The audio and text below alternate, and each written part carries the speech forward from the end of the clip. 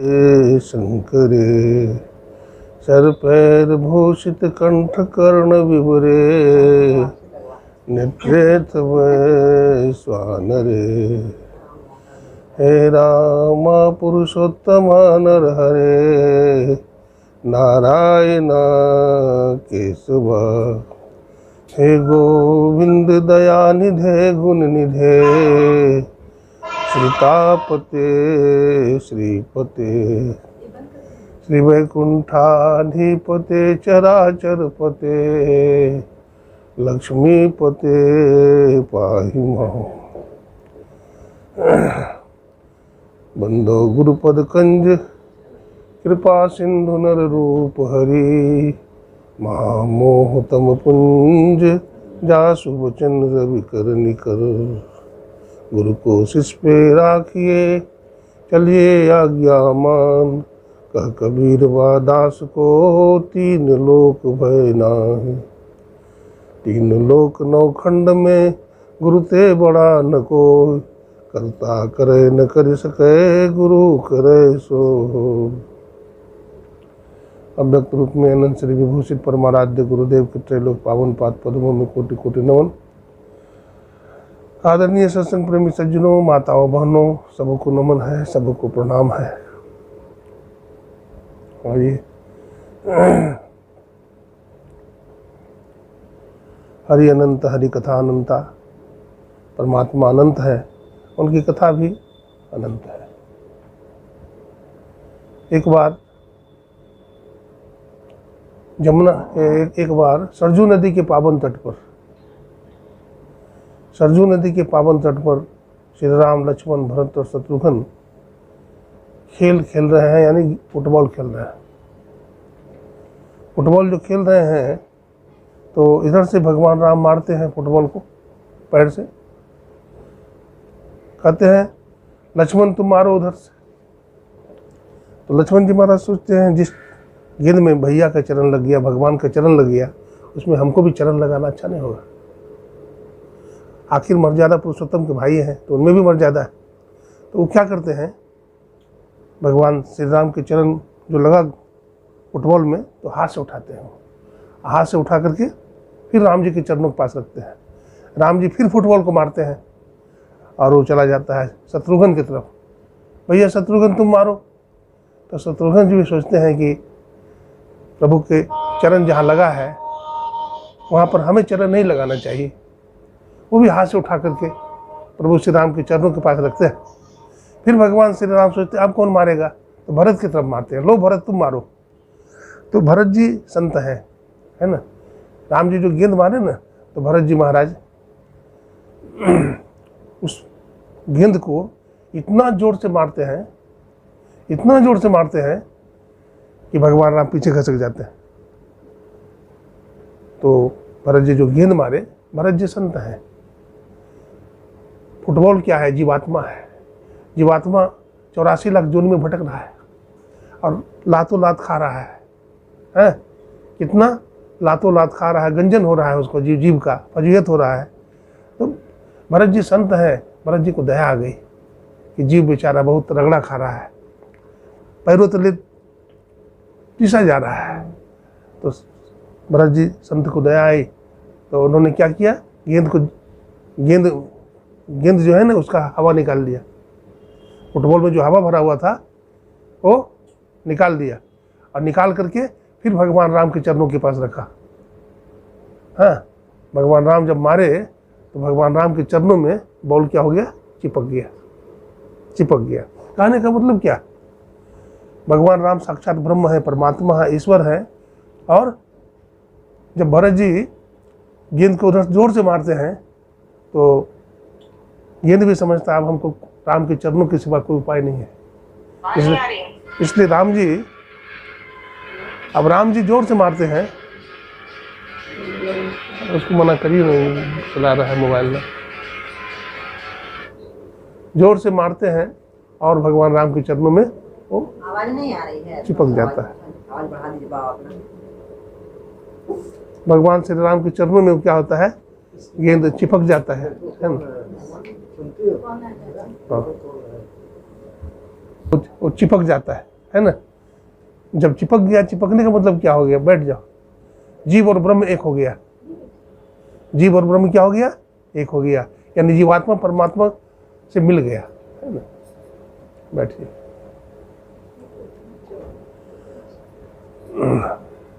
कहमा से जीवाइल, कहमा समाइल हो, निर्गुण से हंसाइल, सदगुण समाइल हो।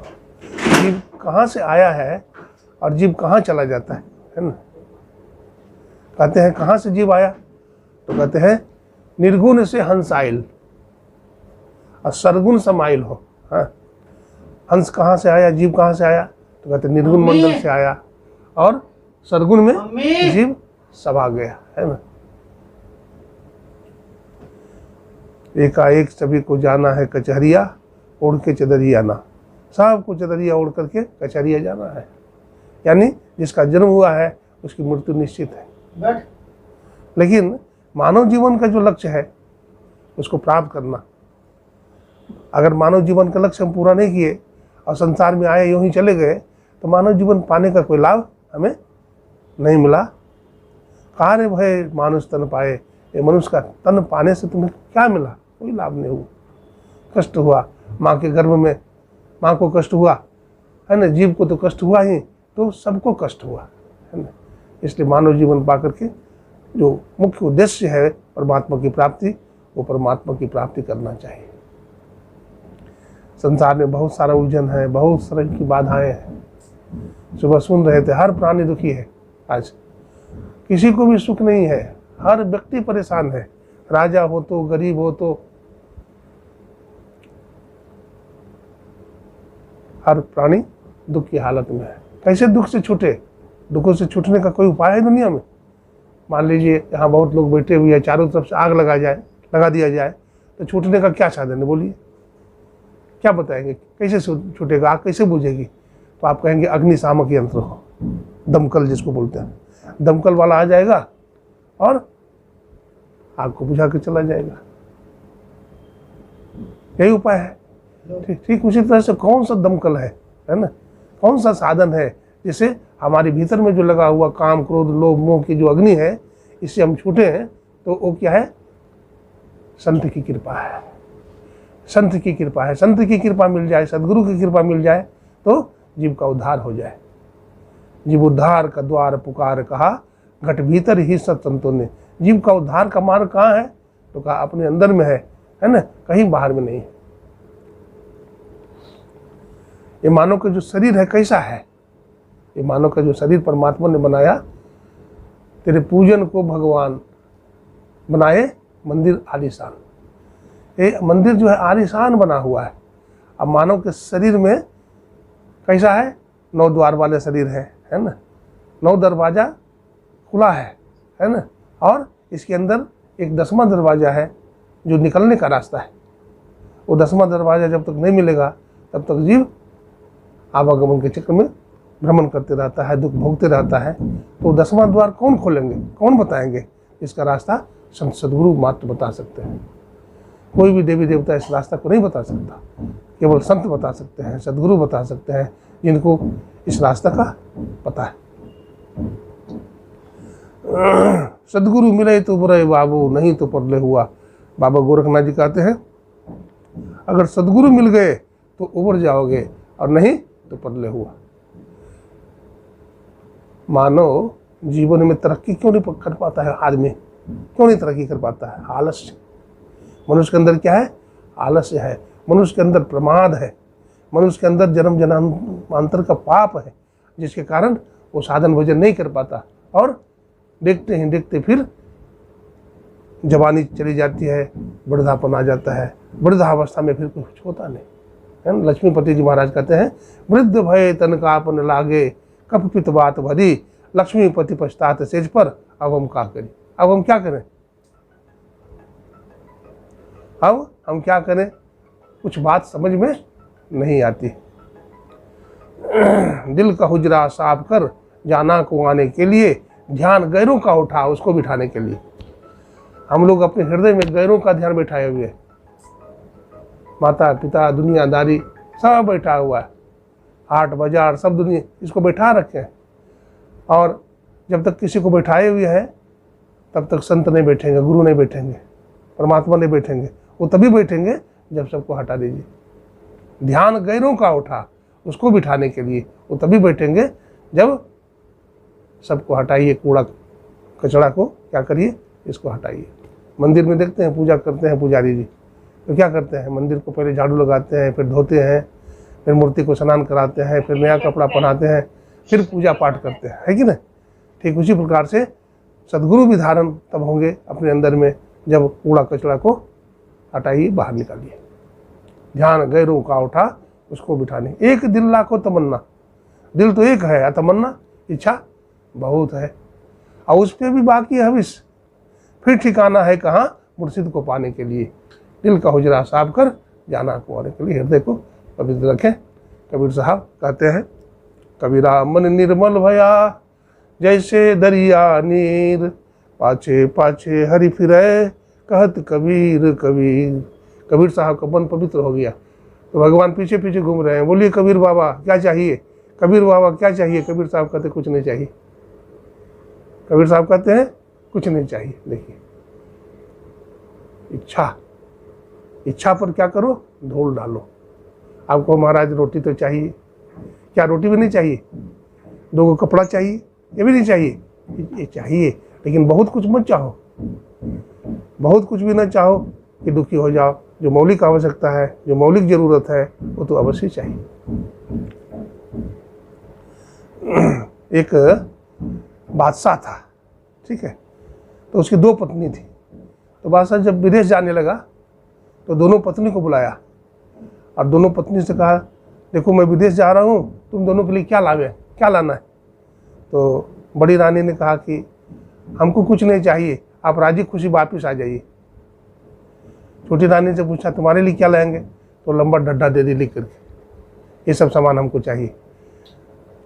राजा साहब विदेश चले गए, वहाँ जाके अपना काम धंधा चालू किया।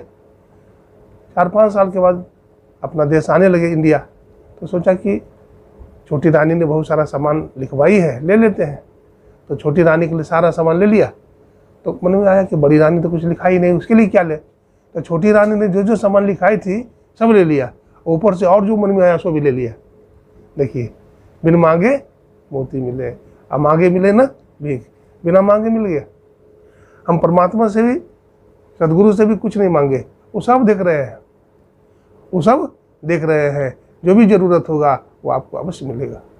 रामकृष्ण परमहंस जी महाराज ने नरेंद्र देव को कहा, बड़ी गरीबी आ गई, गरीब थे नहीं, लेकिन जब पिताजी मर गए, वकील थे उनके पिताजी, बैरिस्टर, जब मर गए तो सारा भार इस पर आ गया। ये छोटा ही था तो रामकृष्ण परमहंस के शरण में गया।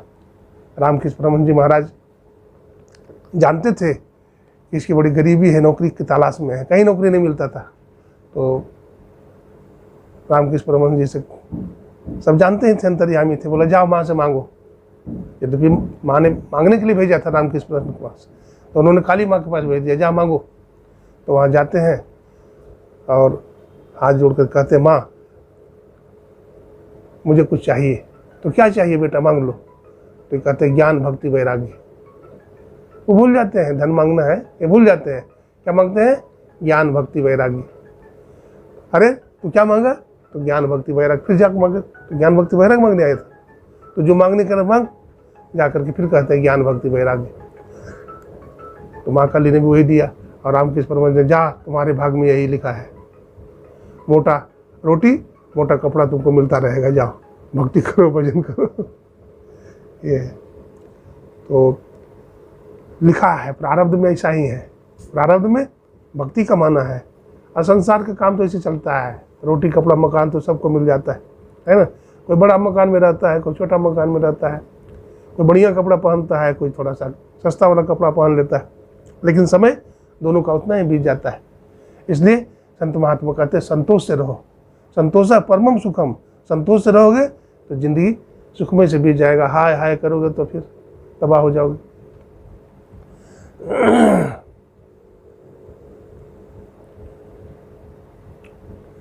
बोलिए प्रेम से श्री सद्गुरु महाराज की जय। भगवान राम की बात सुन रहे थे। जीवो ब्रह्मय बना पड़ा। शंकराचार्य जी महाराज कहते हैं ब्रह्म सत्यम, यानी ब्रह्म कहते ईश्वर को, ईश्वर सत्य है और जगत मिथ्या। ये संसार कैसा है? मिथ्या है, झूठा है। और जीवो ब्रह्मय बना पड़ा, जीव ब्रह्म ही है। गोस्वामी तुलसीदास जी भी कहते हैं ईश्वर अंश जीव अविनाशी, चेतन अमल सहज सुख राशि। जीवात्मा परमात्मा का अंश है, चेतन है, अमल है और निर्मल है और सुख की खान है। जीव क्या है? सुख की खान है। तो जीव सुख की खान है। हम देखते हैं ईश्वर तो सुखी है, ईश्वर की तो कोई इच्छा नहीं है, लेकिन जीव की बहुत सारी इच्छा है। तो यही कारण है, इच्छा के कारण जीव दुखी है और परमात्मा में कोई इच्छा नहीं है, इसलिए वो बहुत सुखी है। भगवान बुद्ध ने कहा संसार में दुख है, दुख का कारण तृष्णा है और तृष्णा को मारने से जीवन के सब दुख दूर हो जाते हैं। तृष्णा, लोभ, लालच है ना, ये दुख का कारण बताते हैं। राम नाम का लूट है, लूट सको तो लूट, अंतकाल पछताएगा जब प्राण जाएंगे छूट। देखिए, भूख लगती है तो भोजन किया जाता है, सत्संग की भूख हो तो सत्संग मिल जाता है, भजन की भूख हो तो बैठ करके ध्यान करते हैं। सब व्यक्ति ध्यान करता है? नहीं करता है। कौन करता है? जिसको ध्यान की भूख लगती है, जिसको सत्संग की भूख है, वो सत्संग करता है। अगर भूख नहीं हो तो सत्संग भी क्यों करेगा? नहीं कर सकता है। भगवान श्री राम की बात हम सुना रहे थे, है ना।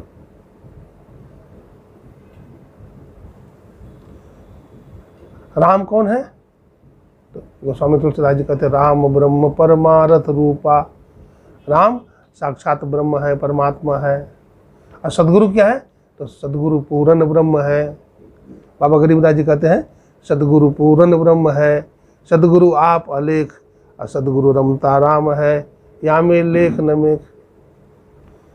सुबह में हम बता रहे थे जीव, हर जीव आज टेंशन में है, हर जीव भयभीत है। क्यों है?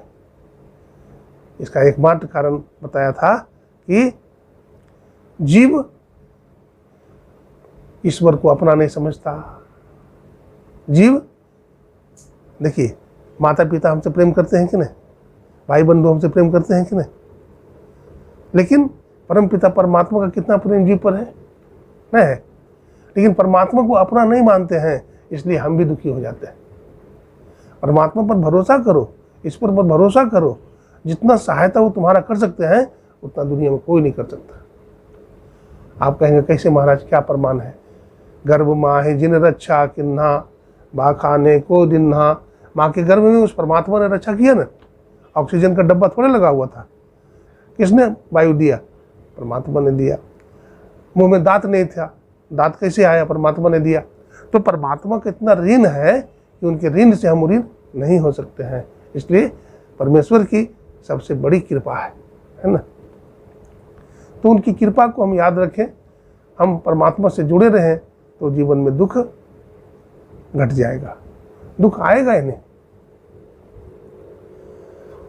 ये मानव का शरीर जो हमें दिया, परमात्मा ने दिया है, किस लिए दिया है? भजन करने के लिए, सत्कर्म करने के लिए। कौन तंग करता है जी झूठ मूठ फालतू ये सब? कोई और काम ये सबको नहीं मिलता है। श्री सदगुरु महाराज की जय। अब सत्संग के टाइम में भी तंग करता है, सत्संगी लोग तंग करता है। श्री सदगुरु महाराज की जय। जब जानते हैं सत्संग हो रहा है, श्री सदगुरु महाराज की जय। क्या सुना रहे थे? मनुष्य भजन में विलंब करता है। हाँ, भजन को जल्दी नहीं करता, जबकि समझता है कि भजन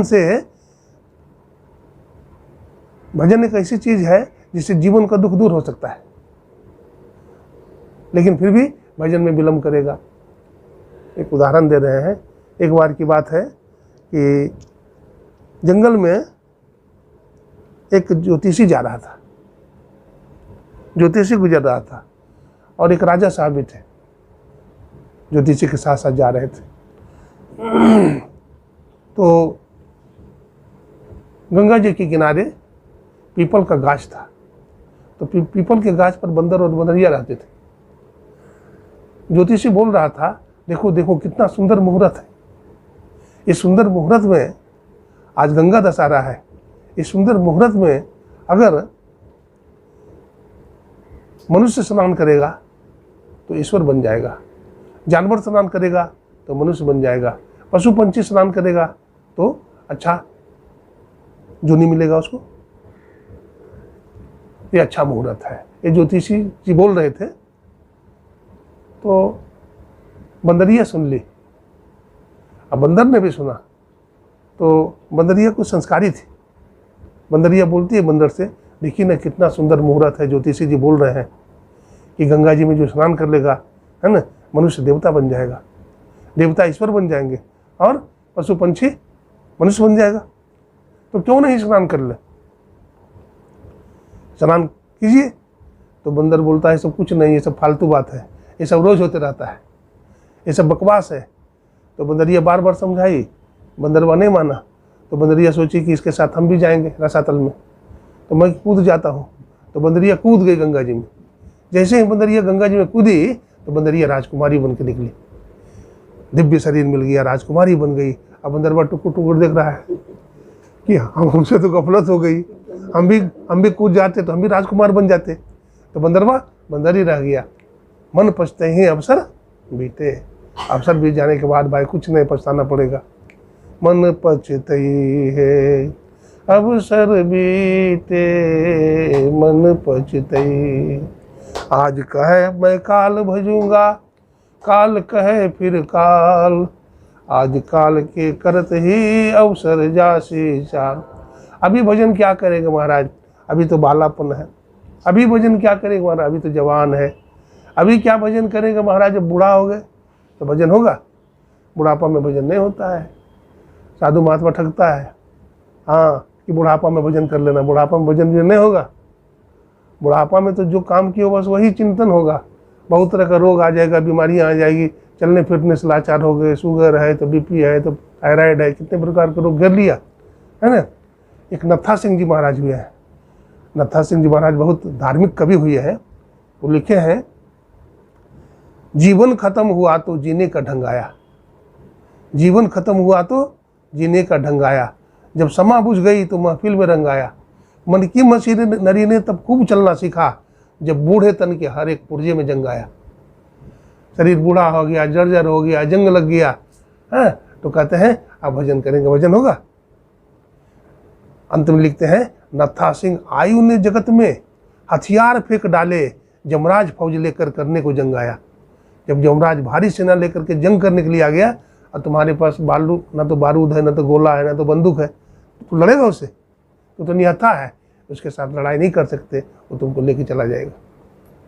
इसलिए जवानी अवस्था में भजन करो और शस्त्र को जुटाओ, जमराज को खदेड़ के भगा सकते हो। गोरखनाथ ने खदेड़ के भगा दिया।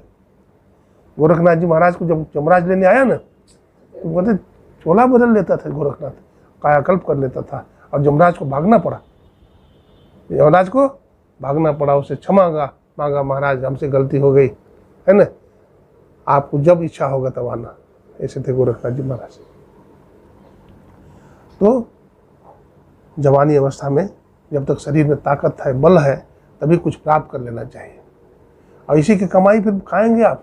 हाँ, हम देखते हैं गुरु महाराज के एक शिष्य थे, तो जवानी में बहुत भजन किया, यद्यपि बुढ़ापे में बहुत तरह का रोग घेर लिया उसको प्रारब्ध के हिसाब से, लेकिन जवानी में बहुत भजन किया था। बड़ा बैरागी था, तो शरीर में दर्द भी होवे ना, समाधि में चला जाए, बहुत काया कष्ट होता था उसको, लेकिन भजन का बल था, तो शरीर में रहता ही नहीं था, शरीर से निकल जाता था और हंसते रहता था। तो एक बार कोई बाबा वहाँ गए हुए थे, तो बाबा ने पूछा कि महाराज आप तो इतना काया कष्ट है, आपको हर तरह का रोग बीमारी है, तो आप भी खुश रहते हैं, तो क्या बात है बताइए। तो देखिए उसके मुंह से निकल गया कि हम भजन किए हैं, गुरु महाराज की कृपा से हम शरीर से निकल जाते हैं। ये मोटा मोटी जो शरीर है इसको स्थूल शरीर कहते हैं, ठीक है ना।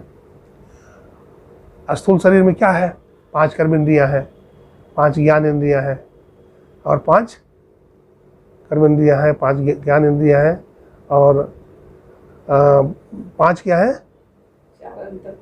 4 अंतःकरण है ना, नहीं 5 कर्म इंद्रियाँ हैं, 5 ज्ञान इंद्रियाँ हैं, 5 प्राण है। 5 क्या है, प्राण है, मन बुद्धि, ये 17 है। ये 17 को कहते हैं लिंग शरीर, ठीक है ना। तो स्थूल शरीर के भीतर सूक्ष्म शरीर है, और सूक्ष्म शरीर के भीतर कारण शरीर है, और कारण शरीर के भीतर महाकारण शरीर है, और महाकारण शरीर के भीतर केवल शरीर है।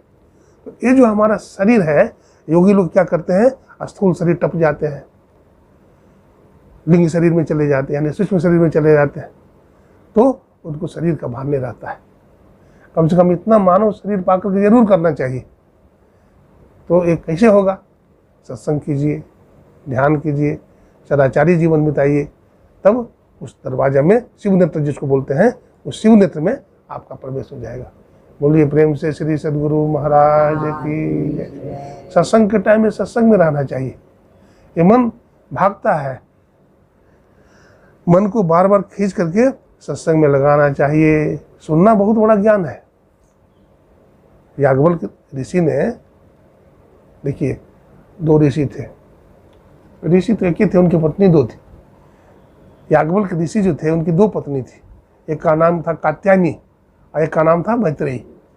तो मैत्रेयी आध्यात्मिक प्रवृत्ति की, रोज सत्संग करना, रोज भजन करना, पतिव्रता थी बड़ी, है ना।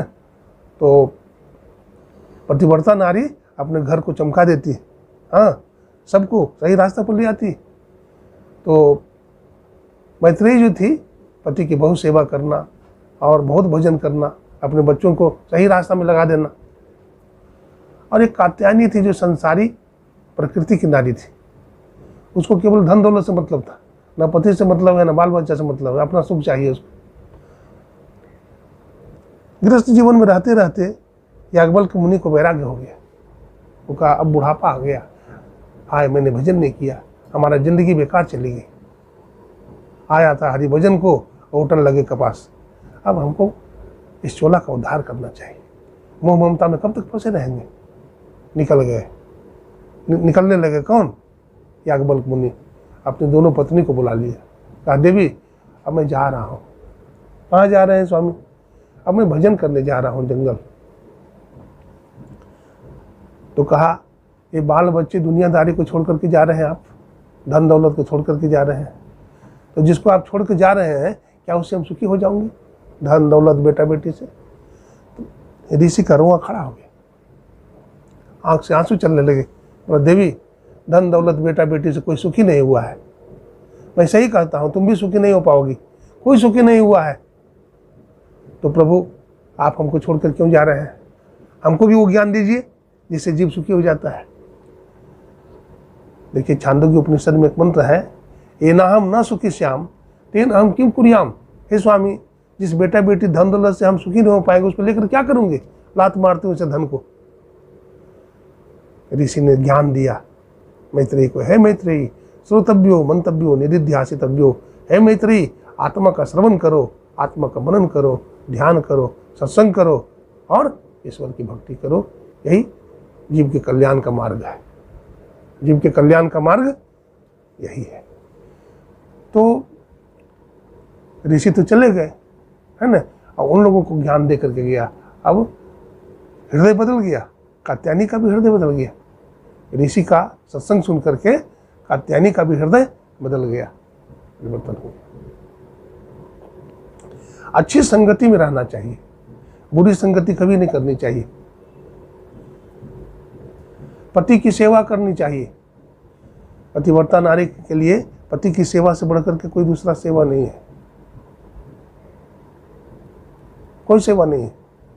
पति कैसा भी हो, अंधा हो, लंगड़ा हो, लूला हो, पागल हो, अपाहिज हो, अगर नारी उसकी सेवा नहीं करेगी तो उसका कर्म का फल उसे भोगना पड़ेगा, है ना।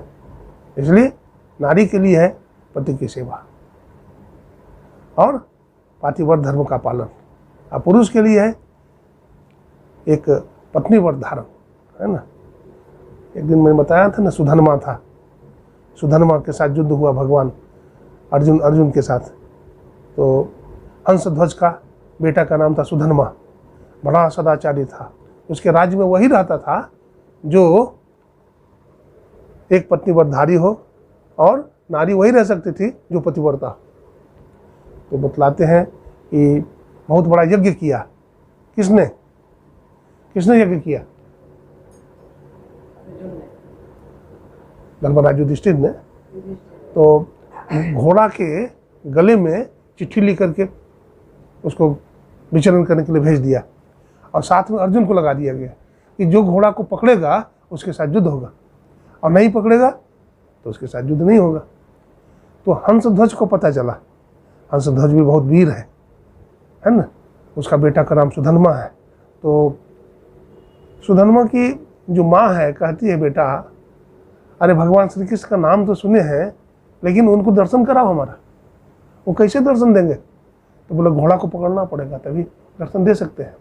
युद्ध मोल लेना पड़ेगा अर्जुन से, तब भगवान आएंगे उसकी रक्षा के लिए। वो हारने लगेगा, भगवान कृष्ण को पुकारेगा तो भगवान जरूर आएंगे। जैसे बछड़ू होता है तो बछड़ू को गाय नहीं छोड़ सकती, ठीक उसी प्रकार से अर्जुन भी भगवान का बेटा के समान है। इसलिए अर्जुन के जीवन में जब संकट आएगा तो भगवान जरूर उसकी रक्षा करने के लिए आएंगे, तब भगवान को यहाँ लाया जा सकता है। तो वही युद्ध छिड़ा है ना। सुधन्मा ने पकड़ लिया घोड़ा को। तो पहले तो अर्जुन के साथ और सुधन्मा के साथ युद्ध हुआ। बताते हैं अर्जुन जब बाण मारता था तो सुधन्मा का रथ 3 कदम पीछे, और सुधन्मा जब बाण चलाता था तो 18 कदम पीछे ले जाता था रथ। हाँ हेलो, हाँ, देखिए क्या आवाज नहीं आ रही, बोल रहा है। हेलो, हाँ, तो हारने लगा कौन? अर्जुन। तो अर्जुन हारने लगा तो कहा कि सुधन्मा ने कहा, अर्जुन तू हमसे टक्कर नहीं दे सकते है ना। देखो मैं तुम्हारा रथ को 18 कदम पीछे ले जाता हूँ, तुम भगवान को पुकारो। यद्यपि भगवान श्री कृष्ण का भक्त सुधन्मा भी है, अर्जुन भी है, तो बोला कि तुम भगवान श्री कृष्ण को पुकारो, भगवान जरूर आएंगे, तुम पुकारो। तो भगवान को पुकारा अर्जुन ने, भगवान रथ लेकर के आ गए। भगवान अपने रथ पर सुधन्मा को बैठाए और युद्ध चालू हुआ है ना। फिर भी सुधन्मा बाण चलाता है तो 1 कदम भगवान सहित अर्जुन को 1 कदम पीछे ले जाता है। अब ये जब बाण मारता है अर्जुन तो इसका रथ जो है 36 कदम पीछे जाता है। तो भी भगवान श्री कृष्ण कहते हैं साबस सुधन्मा साबस। तो ये बोलता है आवाज बंद हो गई। देखिए भाई आज आवाज बंद हो गई। देखिए म्यूट तो नहीं है, ठीक है। म्यूट नहीं, म्यूट नहीं है, म्यूट तो नहीं है, ठीक है चल रहा है। और मेरा म्यूट नहीं हुआ है यहाँ से, क्यों आवाज बंद हुई कैसे बताएं? भगवान श्री कृष्ण कहते हैं नहीं आ रही आवाज, तो अच्छे से आ रहा है ना। चलिए, तो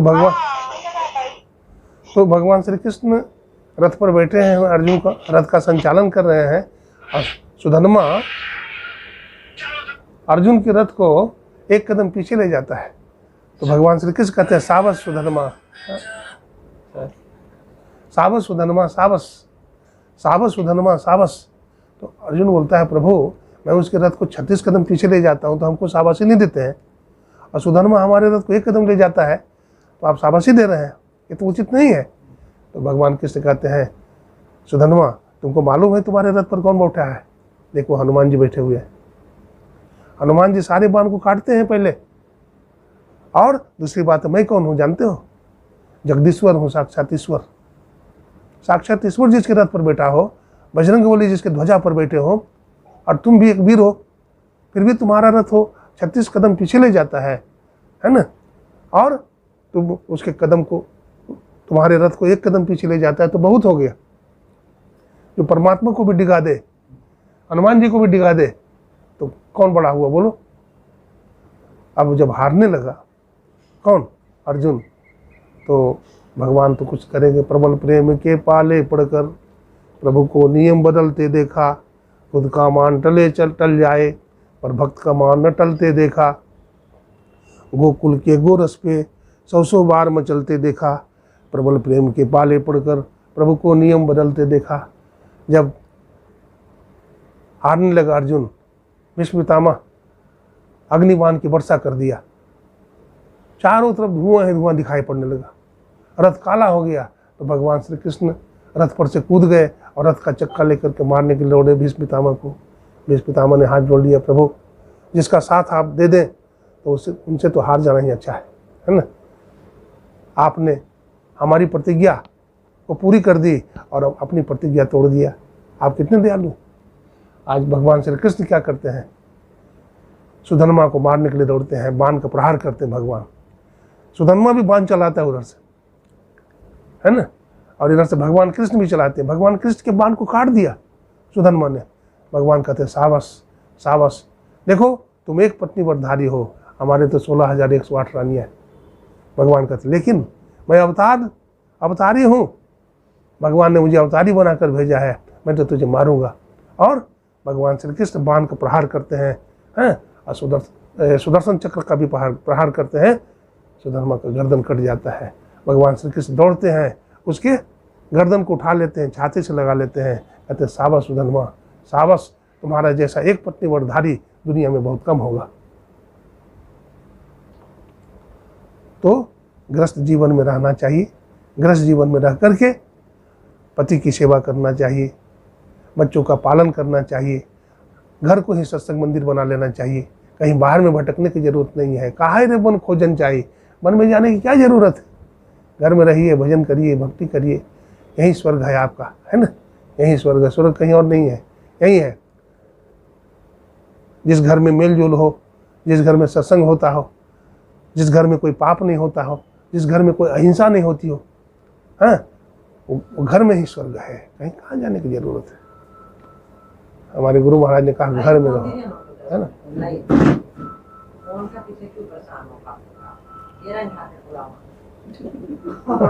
श्री सदगुरु अब तो बहुत लग गए हैं, अब तो इतना लग गए हैं कि उसका कोई वर्णन नहीं है। नहीं तो बहुत लग गए सामने में। हाँ ना, अब भागवत कथा पूरे सुने, दोनों टाइम किया, तीनों टाइम सुने। श्री सदगुरु महाराज की कृपा। सतसंगत जग सार साधो, सतसंगत जग सार रे, सतसंगत जग सार साधो, सतसंगत जग सार रे। महर्षि संत सेवी जी महाराज का बड़ा सुंदर भजन है। सर्वेश को भजले सुजन, अखिलेश को तू पाएगा, सर्वेश को भजले सुजन, अखिलेश को तू पाएगा, उपलब्ध कर विश्वेश को तू वही हो जाएगा। मन से मंत्रावृत्ति कर कर इष्ट विग्रह ध्यान भी, युग दृष्टि सूरत एक कर, घट ज्योत जुगनू पाएगा। विद्युत सितारे बिंदु शशि, उषा प्रभार विपूर भी, लख ज्योति अनुपम ब्रह्म की, अगपुंज जल भुन जाएगा। ज्योति में सुन शब्द अनहद, धुन अनाहत की परख, सत शब्द चेतन धार धरी, दुर्धाम निश्चय जाएगा। संत से भी को बताया, संत में ही मर्म यह है, धर्म अब तेरा सुजन, कर कर्म और प्रभु पाएगा। सर्वेश को भजले सुजन, अखिलेश को तू पाएगा। गुरु महाराज की कैसी करुणा है, कैसी कृपा है कि महर्षि संत सेवी जी महाराज को अपना लिए, और महर्षि संत सेवी जी महाराज को ऐसा ही बना दिए जैसे गुरु महाराज थे, एकदम कोई भेद नहीं, वैसा ही बना दिए। देखिए एक बार का प्रसंग है, संत सेवी जी महाराज कितने आज्ञाकारी थे, गुरु आज्ञा में रहते थे। एक बार महर्षि संत सेवी जी महाराज को कटिहार भेजे कुछ काम से। संत सेवी जी अमुक काम है करके आइए। संत सेवी जी महाराज गुरु महाराज को प्रणाम करके चले गए। अब इधर गुरु महाराज पूछे थे कितने दिन में लौटिएगा, तो संत सबीर जी महाराज कहे हुजूर 2 दिन में लौट जाएंगे। अब इधर काम एक ही दिन में हो गया, तो 2 दिन क्यों रहेंगे, काम एक ही दिन में बन गया। गुरु की कृपा से काम बन जाता है, एक ही दिन में काम बन गया। अब गुरु महाराज तो वो बोल के गए थे 2 दिन में काम बनेगा, अब एक ही दिन में काम बन गया। तो गुरु महाराज कहते हैं संपादक जी, संत सेवी जी आ रहे हैं, जाइए गाड़ी लेकर के ले आइए। और जब गाड़ी लेकर के पहुंचते हैं बरारी घाट, तो उधर से महर्षि संत सेवी जी महाराज स्टीमर से आ रहे थे, है ना। दूर से ही लाल कपड़ा दिखाई पड़ा। महर्षि संत सेवी जी महाराज सोचे कि अरे ये संपादक जी लगते हैं, ये कैसे आ रहे हैं। हम तो गुरु महाराज से बोल के गया था कि हम 2 दिन में काम होगा, ये पहले दिन ही भेज दिए। यहाँ आए तो देखते हैं संत सेवी जी महाराज, ये है संपादक बाबा है। तो संपादक बाबा प्रणाम करते हैं संत सेवी जी महाराज, तो पूछते हैं कि आप कैसे आ गए आज, हम तो 2 दिन के बाद बोला था आने के लिए। बोला गुरु महाराज बोले हमसे कि संत सेवी जी आ रहे हैं, जाइए गाड़ी लेकर के ले आइए। अब वो मने मन नतमस्तक हो गए, प्रणाम किए, धन्य है गुरु महाराज। गुरु महाराज अंतर्यामी महापुरुष, सब जानते थे। बहुत सारी घटनाएं हैं। एक बार की घटना है कि कुछ सत्संगी लोग गए हुए थे कुप्पा घाट भागलपुर। इसलिए गए थे कि गुरु महाराज का दर्शन करके आएंगे और चारों धाम की यात्रा पे जाएंगे, है ना। चारों धाम की यात्रा पर जाएंगे। 4 धाम कौन कौन है, गंगोत्री, यमुनोत्री, केदारनाथ और बद्रीनाथ। और सब यात्रा होगी हरिद्वार से। हाँ, सबसे पहले हरिद्वार में घुसिएगा, तभी कोई धाम में जाइएगा आप। तो टिकट बन गई। यहाँ 3-4 दिन रहे सत्संगी लोग। गुरु महाराज से कहे गुरुदेव अगर आपका आदेश हो तो हम लोग अब यहाँ से चले, और चारों धाम की यात्रा है,